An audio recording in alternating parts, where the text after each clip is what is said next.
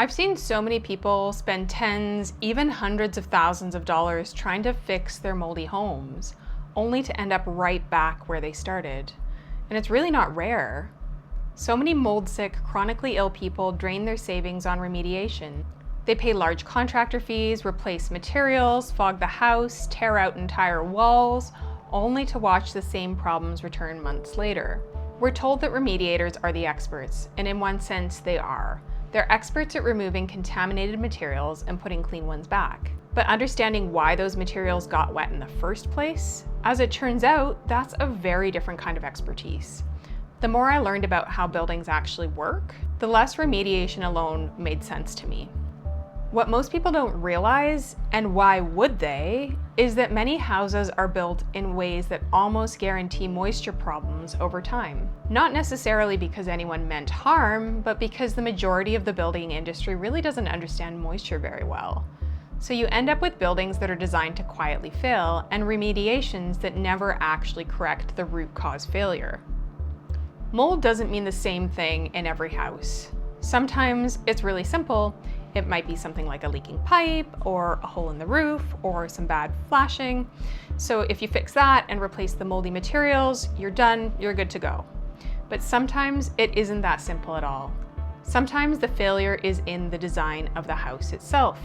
It could be misplaced insulation that keeps surfaces cold, vapor that is trapped in the wall, air leaks that push moisture where it doesn't belong, or even wet, moldy materials that are sealed in on day one.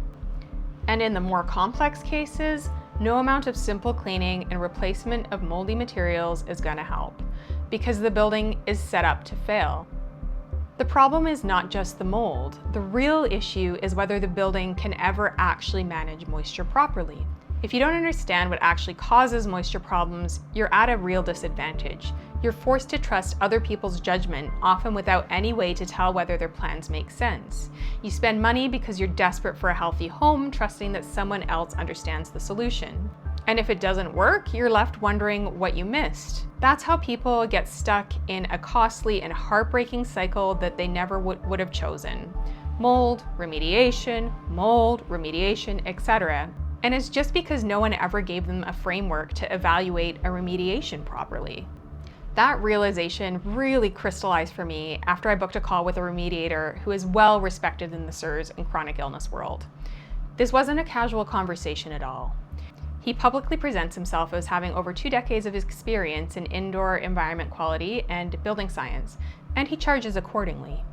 I went into that call not expecting perfection, but I was expecting some depth of building science knowledge. By that point, I had already studied the basics of moisture management myself: air movement, vapor behavior, insulation, drying potential. I had what I thought was a pretty cursory understanding of these principles. At that point, I was looking for expert guidance on climate-specific building design, appropriate materials, and how to avoid failures in a new build. What I received was some rather useful, practical advice on HVAC systems. But when it came to the building itself, the walls, the structure, moisture management, there really wasn't much there. To his credit, he didn't pretend to know what he didn't. But that knowledge gap really mattered to me, because if this was considered the top tier of remediation expertise in the chronic illness world, then what does that mean for people who are sicker, more vulnerable, and less informed than I was? I didn't leave angry. I left alarmed, not by him, but by the system that funnels vulnerable people into remediation without ever giving them the tools to judge whether it will actually work. You don't need to go to school for this stuff. You don't need to become a building scientist, but you do need enough understanding to tell when something makes sense and when it doesn't. To be able to look at a proposed remediation and ask, where did the moisture actually come from? Why did it stick around? And is this house even capable of staying dry properly? That's the reason that I made the Control Layers series on this channel. It's not about replacing anyone's expertise. You'll need to work with tradesmen who bring their own set of skills and knowledge. It's about helping you work with the experts available to you in a more intelligent way. So when someone hands you a big quote, you're not just nodding along, so that you can tell the difference between someone cleaning up a mess and someone actually fixing the underlying problem.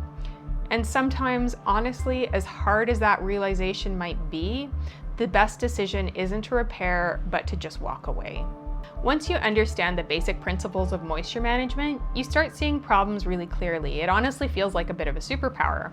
You can spot current or future building failures that most people would never notice. And you understand what they mean, in the short term for indoor air quality, and over the longer term for rot and structural damage in the building. If you found this video enlightening or useful in any way, I would highly encourage you to check out the control layer series linked in the description below. It really does give a good primer, a good base understanding of moisture management in buildings. If you're going into remediation, it's invaluable knowledge. If you're going into a new build, it's also really great to know. And even if you just want to have an understanding of the way moisture moves in buildings, go check it out, guys. And if you're dealing with this stuff yourself, I would love to hear your story in the comments. You are not alone. And thanks for being here. See you next time.